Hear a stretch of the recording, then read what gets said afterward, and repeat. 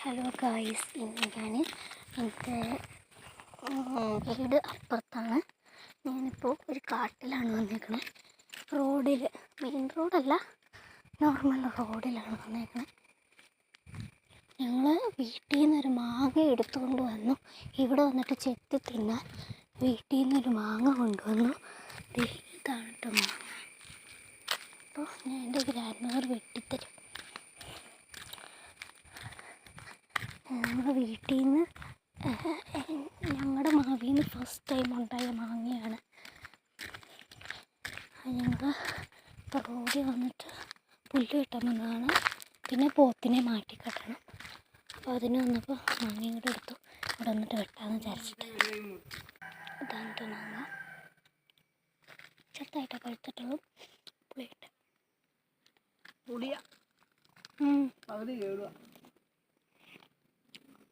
പുളി എന്ന് പറയുന്നത് ഇതാണ് പുളി.